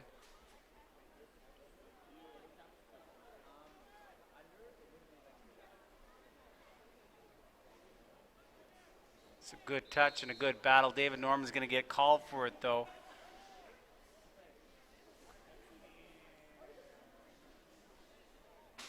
Size the difference there as Norman couldn't turn with Aguiano, a smaller player here. So David Norman just making sure that he doesn't go too far. It's a great touch from Aguiano and David Norman. It is a free kick, and referees made the right decision there. But talking about size, David Norman has that size. He has that stature, that athleticism. I feel to make the next step and to make the step into the MLS, and he's obviously got growing to do as a player and physical wise. But Granito lets the shot go, and good reaction by Spencer Ritchie around his wall, came to that side. Ritchie couldn't control it, but gets in front of it. Probably the best chance and the biggest save that Ritchie has to play. Here's Will Seymour now going to Terran Campbell. Campbell busting down the left side is Declan Wynn. They will find him. Wynn on the left side, ball through the middle. There's no one there in time. Now it's a race for Chris Serban. He will be able to keep it in. Serban has Caden Chung coming in. Chung's got some room. Will he fire it across? Does. Loose ball. Bustos tries to get to the left foot. Does. Bustos looks to David Norman. His left foot goes this time. Norman's pass looking to a stationary Will Seymour. Couldn't get through, and Portland has it. Good transition from that big save from Spencer Ritchie. Kind of brought the tempo right up. CFFC2 continues. Norman now, the big fella, taken down 42 on 42.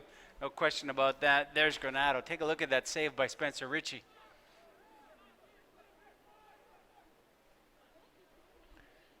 Yeah, he tries to catch Spencer, just going for the cross there. Spencer has it all day. He's done well in reading it. Here's Norman this time, his left foot into the box. There is some people around there. Offside flag is up, and that will bring to an end there. Cole Seiler on the far post trying to get a piece of that. Well, some good action. See if we have a goal in this one today. It has been a while. Didn't score last Saturday against Phoenix. Neither did Portland on Wednesday against Phoenix. Someone looking to celebrate a goal. We'll see which side it is in this Cascadia rivalry. Good representation from fans in Portland who have made the trip.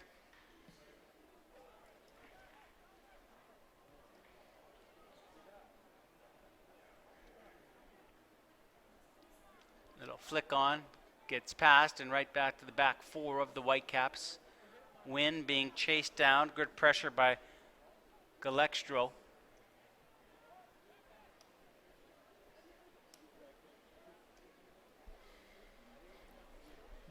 Where will we find ourselves a goal? Seymour, little toe punch, can't keep control of it. The other way, the same thing happens, and Chris Serban picks it up. Again, that pressure there from the Whitecaps too. David Norman again this time looks up and says, how many times does he do that? Did we just not call him 2 minutes ago? And indeed, that was Thomas Granito, and Norman goes, that's twice. That's twice. Maybe David Norman's going to have a go this time. It is close enough.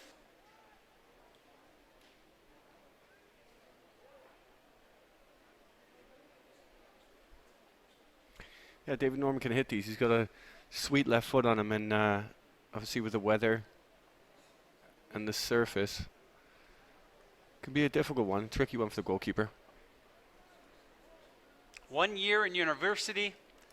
Told mom and dad, you know what? I want to play pro soccer. They said, go ahead and do it. Here's David Norman Jr. Jr. gets a little skipper. The ball will be loose. Rebound. Serban's there. Oh, that's a good comeback save by Kendall McIntosh. Kind of spilled the first one, but was very, very alert. Well struck by David Norman to get the bounce on this surface. Yeah, it's almost like I played this game calling that, didn't I? Well, you are who you are. How to get it done. Marcos Bustos, will he look at? That's a great ball in. Finish, Terry Campbell can't. Wonderful defending by Renico Clark. Campbell on a seeing eye pass from Marco Bustos. Could not finish. That's the story of the Whitecaps. Rich Fagan will tell you that final finish, tough to find sometimes by the youngsters. That is a fantastic run from Terran Campbell, an even better ball from Marcos Bustos, and then equally good defending there from the Timbers back four, and a great tackle, goal-saving tackle. Here comes Portland the other way. Opportunity, turn, shot. Spencer Ritchie on the shot by Carlos Aguiano. A little skipper, but Ritchie looked very good with that and comfortable. Here they come again. More Portland. Bjornathan. Ball through. Header. It's Ritchie. One save. Loose ball. Great save by Ritchie. Unbelievable. Giovanni Galextro. Can't believe it. He thought he had his team on the board. Spencer Ritchie puts his hand up there to Meyer Bevan. He knows he probably shouldn't have thrown that ball, and great save to pull his team back out of it. Watch Spencer Ritchie. It's as good as it gets right here. Great save. Good position from Declan Wynn to clear it in the end. Spencer Ritchie knows it was a bad throw to Meyer Bevan. Portland with the corner. It's up. It's loose. Foot on it. Spencer Ritchie will come out to punch it. There's a foul. Well, things have opened up in the last 5 minutes here in Langley. Good opportunities for both sides. Skies open up. The rain coming. Here was that David Norman chance that really started this spell of great play. Yeah, difficult one for the goalkeepers, that, and the surface and the slickness of it. Bouncing right in front of him. Be disappointing not to hold it, but does well in the second one. And that will be it for Meyer Bevan as he is subbed off, the New Zealander who gets set to play his international game, fly with his teammates to Japan and one of his opponents today at the end of the week. And young Gloria Menda makes his way, number 54 for a chance. Here's a loose ball, number 91 in all the way. Shot, and then, oh boy, the celebration for Galextro was almost there, but missed it by inches. Caps kind of falling asleep on that substitution, and very quickly it was a great opportunity for Gio Galextro. Yeah, the goal kick was won by the Timbers too there, but the Whitecaps' two center backs were so far split that Galextro was just almost just waiting in the middle for it, and Cole Seiler and Danny Barbier couldn't get back in position quick enough. Seymour.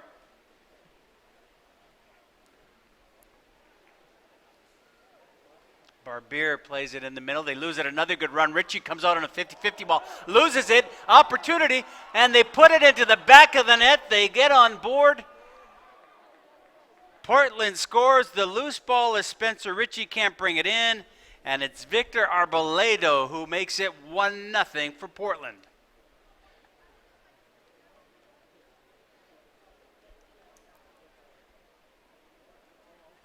.50 ball here. Spencer Ritchie, I thought no hesitation, but you talk about the surface.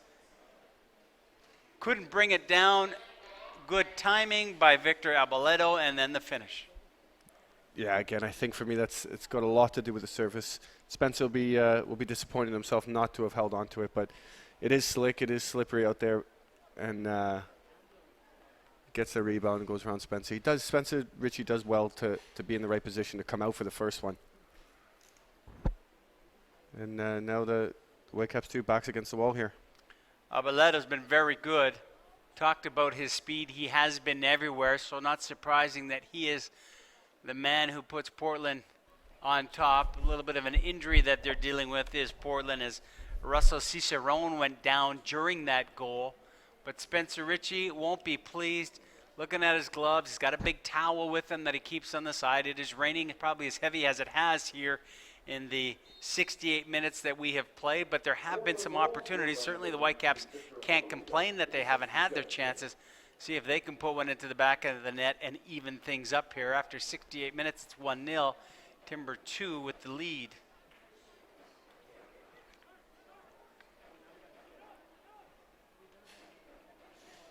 Chung.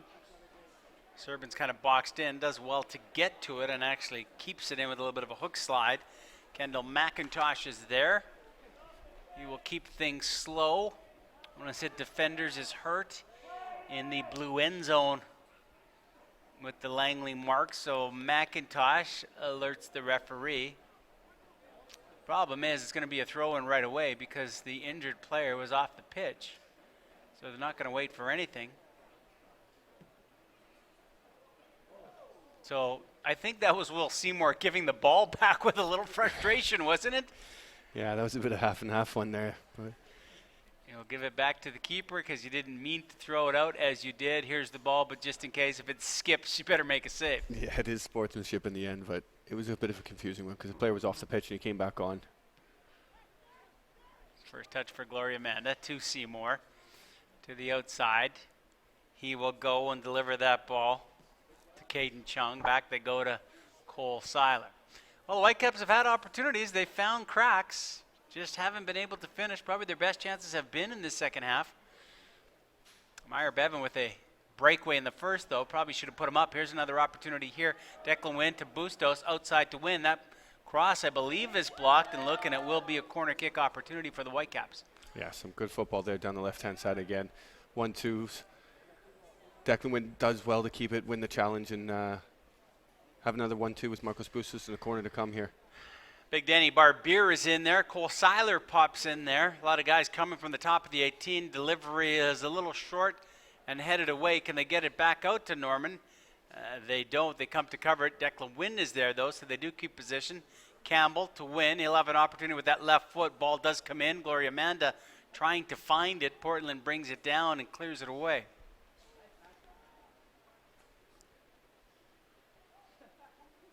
$20 minutes left in this one. The two center backs have done well clearing crosses for Portland too here. Wonder if it's time to start, because of the surface and the slickness, start whipping them in behind on the ground, make them make mistakes. Gloria Amanda there in poaching.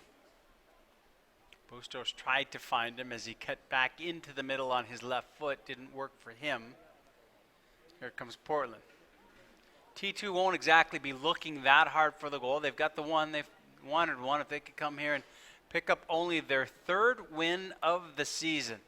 2-20-6 is their record. Bustos with the ball. Couldn't get through to Amanda. Boy, when you only have 2 wins and 20 losses, forget about development and all that. It would be nice for them to walk into a locker room with a smile on their face when it's all done. Yeah, you can see how much that goal meant to them. They celebrated together as a team in the corner here, and they want to win. At the end of the day, they're professional athletes and they want to win every game, and it is about development, but you know, each and every player on that field wants to win the game.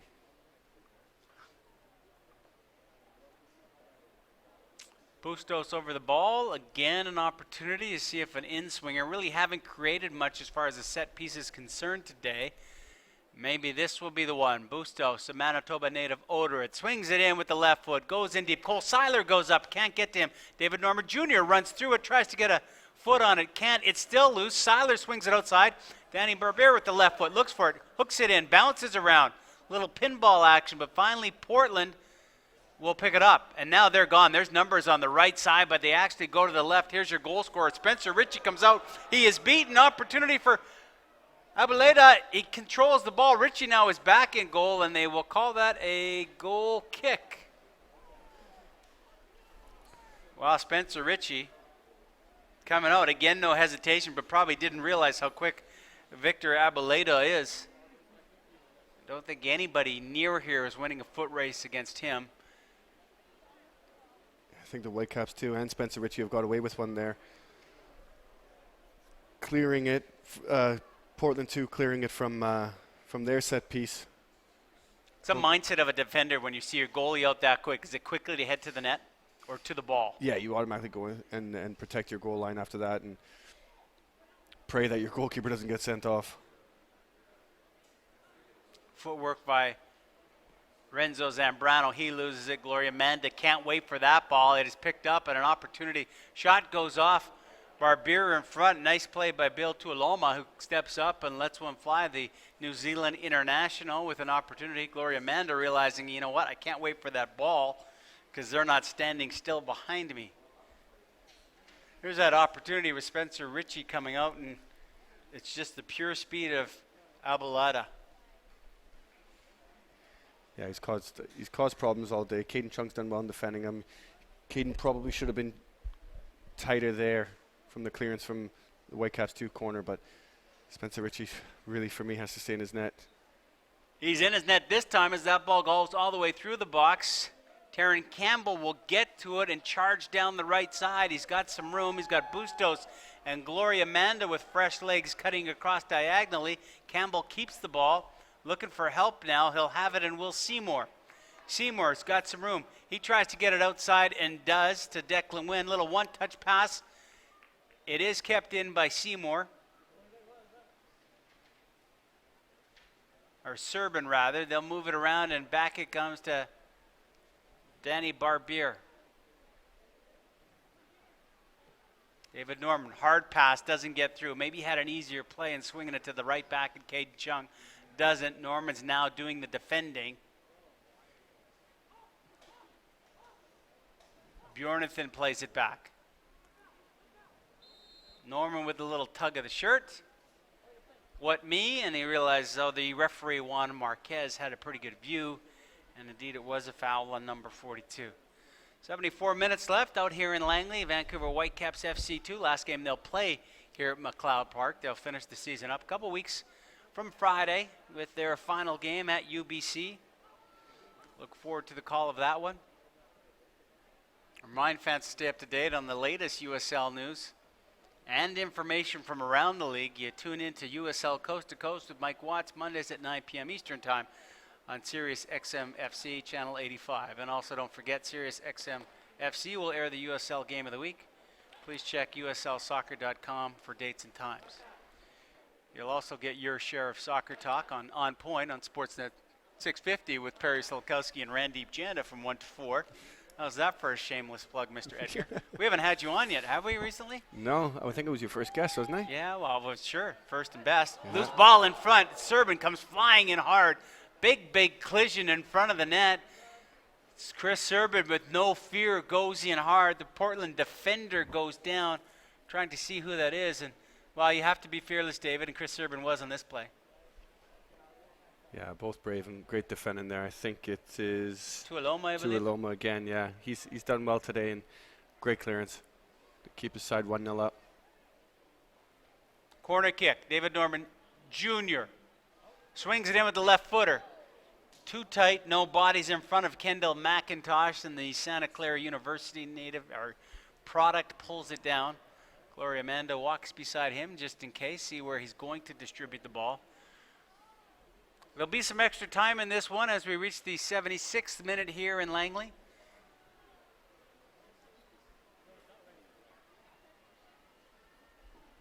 As we were talking about before, both teams really not really playing for anything in terms of postseason action, but see if the Whitecaps too can really start throwing numbers forward, trying to get that goal, try and go for the win. It'd be good to see. Obviously, don't want to end this season on a low. They played well today. Yeah. Just have not been able to finish, which would be, if you were to ask their head coach, Rich Fagan, to maybe write 3 or 4 sentences, he would put it, have not been able to finish. Yeah, they haven't had an out-and-out goal scorer this season who, anything he touches goes in the back of the net. So, I mean, you've got Marcos Bustos, who had most goals in his career, but, I mean... Tough to teach scoring, isn't it? It is. It's just something that I've played with players who, they're so frustrating for 89, 90 minutes because they're actually not fantastic footballers, but ball comes to them in the 90th minute, 91st minute, and they score. Yeah, maybe don't even work that hard. No. But score. And the Caps have worked hard in this one, haven't been able to put it in the back of the net. They'll try again. Seymour to Norman. He's being chased down, and for the third time in about 15 minutes, number 42 is tripped up. Decides to play it quickly. Goes to that left side. Barbier goes with it. Farther to Declan, who's played well on that left side. 1-on-1. Can he beat his defender? Looking for a little bit of help. Has it, but has to go backwards. Barbier tries to get that cross through. Blocked. Hansen brings it down. Norman will let it go. He stays over top of the ball. It deflects. Serbin back. Caden Chung with a nice touch past one man. Tries to make it two. Can't. Might be an opportunity here for Portland. They do have some speed. Good pressure from behind by Marco Bustos, though. And will he be called on a foul? Yeah, he was. It's almost like he just kind of slowed up, and Marco was on his horse and didn't realize it. Well, that ball was kicked out of bounds, but he'll be called for the foul. Don't know of any coach who can get mad at effort, and that was Bustos tracking back. Maybe a little too reckless. No, and I was just thinking there, what Rich Fagan does have in this group is a group of honest, young, hardworking professionals here who are willing to put in the work, who are willing to work hard. Yeah, it might not go so well in terms of results and at times quality-wise, but one thing they've never not done is work hard for one another and for themselves. David Norman on the fly. Good ball. Can Amanda finish? Shoots. Save. Rebound. Norman comes after it. Boy, David Norman Jr. like a thoroughbred. Full, big Usain Bolt type strides. Feeds Gloria Amanda. And again, it's the finish, but a good strike by the Edmonton product.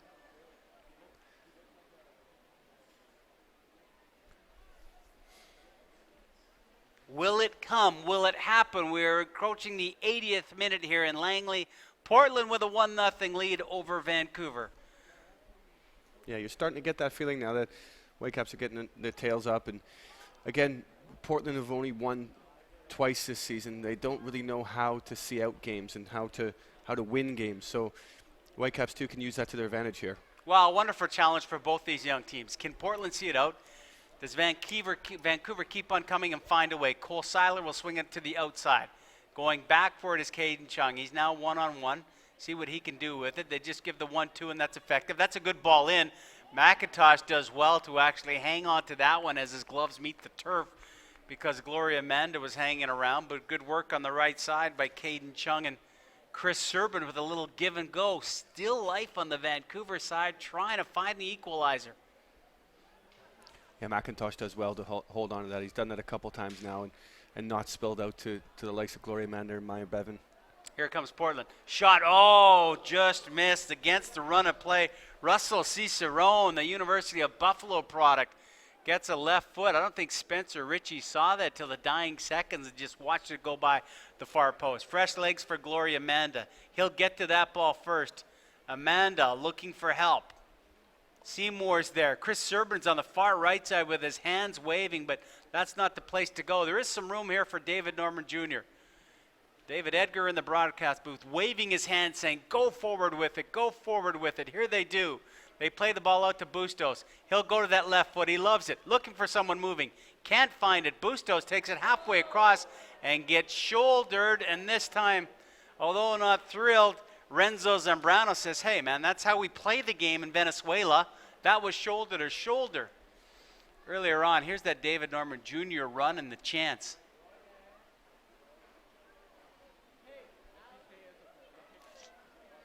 Gloria Amanda took it, did the right thing, just didn't finish. Yeah, David Norman aesthetically doesn't look the quickest and probably isn't the quickest, but when he opens those legs, he really gets going. And you say, I was talking about it just before, working hard, and that's one player that, as a coach, you know is going to put a shift in 100% of the time for you. Bustos on the 35-yard line lets it go, and that's poor. Yeah, he knows it as he looks to the heavens. Manitoba native had to do better than that. Was not over the ball at all.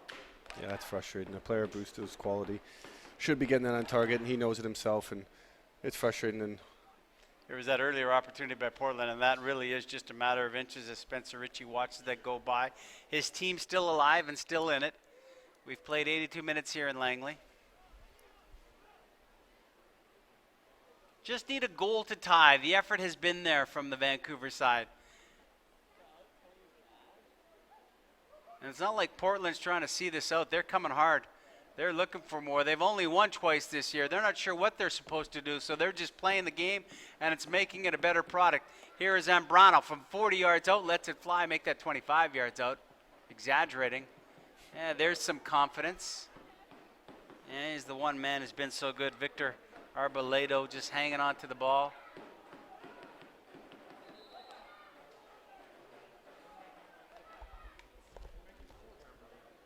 First team substitution for Portland, leading the game, number 94, Carlos Adjano.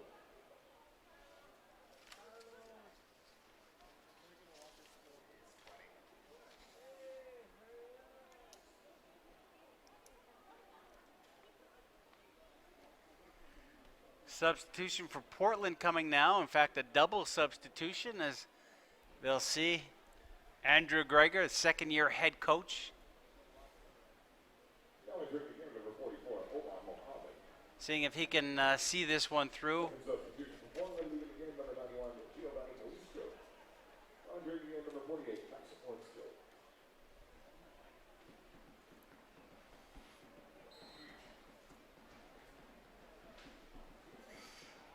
And we are back in play at McLeod Park. Throw in deep. Loose ball. Cole Seiler gets it. Will Seymour does a shoulder check to see where he has to go. Can't go forward. So he goes back. That is blocked by the Colombian, Arbolado.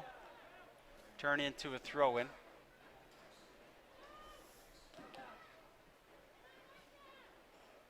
Giovanni Galextro was subbed off for Mac Ornstill in the double substitution. Carlos Aguiano was subbed off for Omar Muhammad to see if they're fresh legs. As you see Muhammad going now, number 44. Can run it out, get some time in, and see what he can do and help his team go back to Portland with a win. It would be only the third win of the season. Good work by Declan Wynn, trying to do his bit from the left back position. Pushing forward are the Whitecaps FC players, FC2 players. Seemed that they could find something to put it by goaltender Kendall McIntosh, who's been strong and made some big saves. Will there be more? You think they'll have another chance. Gloria Manda now to win. That's a good ball. Chris Urban is there. If it gets past him, Bustos is waiting. So is David Norman. That first touch gets away from him. So does the second. He does well on the third, though, to at least try and hook it. Now he'll react to Chase. Knows he could have done better with that opportunity. And all calm. It's back on David Norman Jr.'s foot. Where can he go with it? Looking for movement. Finds it. Little chip. Taryn Campbell is moving. No offside there. Campbell, though, on a battle with Harold Hansen. Campbell now 2 versus 1, and the teenager will get it. Campbell, good ball in front. Just a little too tight. Looking for some help. Couldn't get it. 86 minutes have been played. There will be some extra time. We've had some injuries in this second half of play as the rain's coming down, but it's been a good crowd, good support here in Langley on this afternoon. It's another foul. Seymour will play quick to Bustos. Bustos, the outside of the left boot. Caden Chung cuts it in. Serbin is there. He'll look to find Chung and does. Will he one-time the cross? He does. That's loose. Gloria Amanda. Oh, he had a good look at it. Taryn Campbell with the left foot is blocked by Hansen. Comes back to Declan Wynn in the top of the 18. Ball is loose, trying to find it. Portland just swings at it. Norman will have a goal from 28 yards out. That is blocked. Well, again, the chances, the frustration that must be building for the forwards, for the midfielders, as they can't put the ball into the back of the net. And here's an opportunity for Abuladu. He'll come in, run up the ball, and lost it. Spencer Ritchie, one save, rebound. Abuladu, calm, lets it go. Ritchie, another save. Well, Spencer Ritchie is keeping his team in this with 3 minutes left. 2 big saves there. And the Colombian, Victor Abulado, can't believe he hasn't got his second of the day. Great double save there from Spencer Ritchie. Caden Chung, who I thought's done fantastic today, is slight error in letting the ball go through, and Abulado, who's shown his pace today, gets in behind and has his goalkeeper to thank there, Caden Chung. Well, there has been no shortage of action in this second half of play here in Langley. Chances on both sides. Here's a corner kick. Spencer Ritchie, it's over his head. He lets it go. It'll come all the way to the far side. Kyle Bjornathan. Amanda's back deep defending. He'll get a foot on it. He was back for the corner kick. As the rain keeps coming down on the track around here, Spike doing his bit, trying to get fans going if he can. 2 minutes left. There'll be some extra time. Can Vancouver put one on the board and at least leave with a result here? Spencer Ritchie not wasting time. He'll go out to Danny Barbier. Big Barbier up to Declan Wynn. Wynn's looking. Trying to be patient will be the key. They've had their chances. Have to take the space. That pass wasn't effective enough. Will Seymour closes down to try and win the ball back, and we have a Timber 2 player down on the far side, rolling around in pain, I believe. That is Thomas Granetto. The San Salvadorian played for the Swoop Park Rangers last year, is hurt a little bit. 3 minutes of extra time coming prior to this injury, so I would imagine they will add a little bit more. Some people are heading towards the turnstile. What are you doing? It's a soccer game, and there's 4 minutes left, and the home team is going to have pressure. Oh, David, what can I say? Stay, people, stay. They can't hear us in the confines of our broadcast booth. Hope you're enjoying the call of this USL game. Unless they're getting home for the Whitecaps first team. Well, game. sure, depends. Traffic can be terrible. Is there traffic in front of the far side? Here is the substitute taking the ball to the corner. Foul called on Declan Wynn. He's not happy with that call. Kicks the ball away. Doesn't help his cause. They need more time on the clock. A new ball thrown in, but Portland not in a hurry. They have not won since the month of July. What were you doing in July? The end of July was the last time that Timber 2 celebrated a win. You know what, and you can see what it means to them again when they scored that goal, and in terms of watching them last 5, 6, 7 minutes. Nobody going up for the corners. They're trying to get the ball in keeping it by the corner flag, kill some time. And I bet you if they do win here, that there's going to be celebration. Free kick. That's taken hard. Spencer Ritchie has it. Wants the guys in white shirts to bury their head and get forward. They do. Well, there'll be something here. Bustos. He's being chased. That ball wasn't good enough from 32. Bustos pressured it and put it away. Didn't do any good for them. Spencer Ritchie will try it again. We are in extra time. 3 minutes has been added.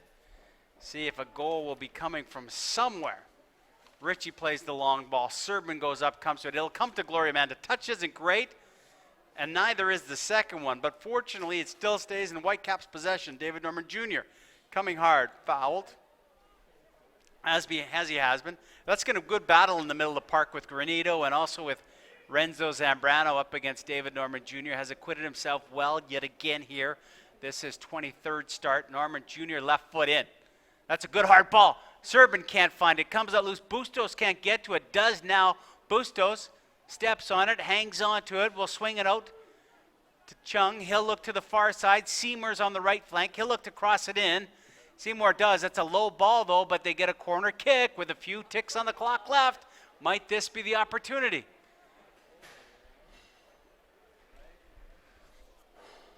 Maybe one last chance here for Whitecaps too. David Norman with a great left foot delivery. Can he produce here? And I'd like to see Danny Barbier get his head on this, or Cole Seiler. Needs some movement from the center backs, from the big guys. Norman, ball in, coming hard as Amanda. Ball is headed away. Norman will get to it again. He'll look to Bustos, in all likelihood does. Marco on his left foot, looking for someone. Swings that in, could be affected. Headed away, it'll be David Norman. To Bustos, loses it, but Norman gets again. Will he try it from 30 yards away? Does strike. Oh, wonderful save. Wonderful technique. That's just a great soccer play. Kendall McIntosh sprawling to make the save and take it away from David Norman Jr. Can't talk about it too much because here comes the corner kick. Bustos this time. That swung in well. Ball is headed away. That could be it. Look at the referee, Juan Marquez. No, he won't do anything. There's a lot of space, and we know what Victor Abladola can do. This time he tries to take on Gloria Amanda. Amanda does well. Quickly, the Whitecaps go the other way. And he says the ball did not stop moving. Ball did not stop moving, says Juan Marquez. He has a point. Crowd's not happy with it, but rules are rules. How quickly can Will Seymour send this up? He looks long and sends it long. That might not go anywhere. Well done by Cole Seiler to bring it down. They'll call offside, though. And that will be it. So for the third time all season long, the first time since the month of July, Portland Timbers 2 celebrate themselves with a victory. 1-0 was the final, and boy, did Vancouver come close to tying this at the death, and it would have been gorgeous. David Norman Jr. from 27 yards out hits it perfect, and that save by Kendall McIntosh, that's what you want. That was great soccer at that point. You know what, David Norman was licking his lips there. It's set up perfectly for him, but Kendall McIntosh was fantastic in goal today, and I think he deserves a clean sheet, and topped it off with a fantastic save at the end. Well, it was an entertaining 90 minutes, a wonderful final 45 minutes of this one at McLeod Park in Langley. People will go home, and they got their money's worth. Very enjoyable soccer by Rich Fagan and his squad, and well played by the visitors. We'll be back to wrap things up from Langley right after this. Hey Whitecaps fans, how's it going? My name is Chuboy, your resident video game expert. So I play the video game FIFA for a living, and the great thing about the game is that a player's stats in the game tell you a lot about how the player plays like on the real pitch. Now the Whitecaps just signed a new player, Nasa, from Nigeria. He's from the same country I was born in, so I'm very excited about the signing. Let's use FIFA 17 to show you what he can bring to the team. So here's what you need to know about Nasa. He's a box-to-box midfielder with lots of experience, having played over 300 professional games, including 2 seasons in Spain's top flight. More impressively, he's played 25 matches amongst Europe's best in the UEFA Champions League and Europa League. To top things off, he's an international champion after winning the African Cup of Nations with Nigeria. What are his main strengths? First, he's great on the ball. With 76 dribbling and 85 agility, he's tough to defend. In FIFA, he has a 4-star skill rating similar to the likes of Real Madrid's Luka Modric. This means he's capable of pulling off some impressive skills on the pitch. His other strength is his 77 physicality rating. With 77 strength, he'll be able to hold his own against some of the toughest defenders in MLS. And with 83 stamina, he'll keep the fight going until the final whistle. I think he's going to be a great addition to the squad, and I can't wait to see him play at BC Place. So there you go. I hope that video was useful for you, and I hope it gave you a better idea what NASA is all about. Until next time, Whitecaps fans, peace.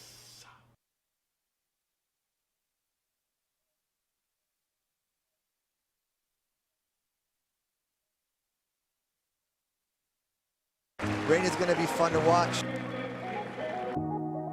Again, another Whitecaps can break it. It's Jordi Reyna. Away he goes. Reyna accelerating away. The chair is way up into the plate, but offside.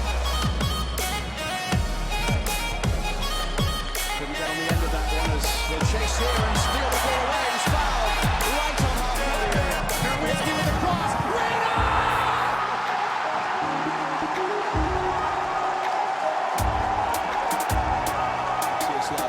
This is Jordy Rayner picking it up just outside the box. Jordy Rayner with an absolutely spectacular finish to make it 2-0 for the Whitecaps. What a strike from Jordy Rayner. Bernie Abini, winner! Number 3 for the Peruvians.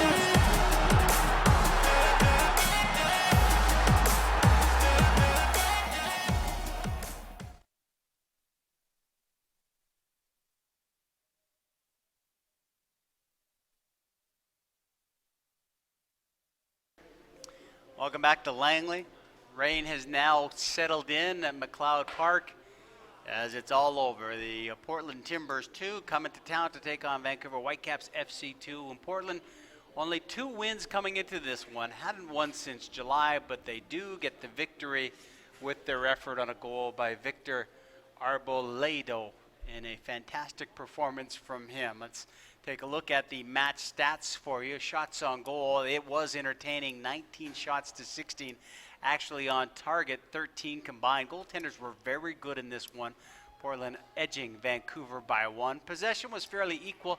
You see the offsides. A tough day for the strikers in Vancouver. Were moved up by what was going on in the back line of Portland. 6 offsides, corner kicks, 10 in total, 6 to Vancouver, and 1 yellow card handed out to the Vancouver Whitecaps FC2 player Will Seymour. As far as the highlights of this one, there were plenty, and it involved some great goaltending early on here. Spencer Ritchie had the 2-man wall in front of him. Looked like he had everything covered, and actually did, but had to make a wonderful save to keep this thing 0-0. On the other side, David Norman, it was all even up. He lets one go from a long ways away, skips on the wet turf. Kendall McIntosh, the Santa Clara University product, was ready for it, makes 1 save and a great reaction to make sure he could smother that ball. Waited for an opportunity. You thought we might see a goal. Spencer Ritchie comes out, takes it away, but unfortunately in the wet surface it gets away from him, and Colombian Victor Arboleda, the 20-year-old who was so good all game long, he is there and is very calm with the opportunity. Just a little outside to the right foot, takes a look, and is able to put it past Declan Wynn, who had gone back to the goal line, and a celebration for Timbers 2 because they have themselves the lead. And there were opportunities. First, David Norman Jr. lets it fly left foot. This was in extra time. Looked like it was aimed for the top corner and we was going to tie things up. Number 42 was so strong for the Whitecaps, but again, in the nets. Kendall McIntosh wanted to take this one home for his team, and he did exactly that. Big saves on both sides, entertaining USL soccer from these Cascadia rivals. 1-0 Portland Timbers 2 get the win. For my broadcast partner, David Edgar, and our entire crew out here in the rain in Langley, thanks so much for watching USL Soccer, and so long from Langley, British Columbia. This copyrighted telecast of the United Soccer League may not be retransmitted, rebroadcast, or reproduced without the express written consent from the United Soccer League.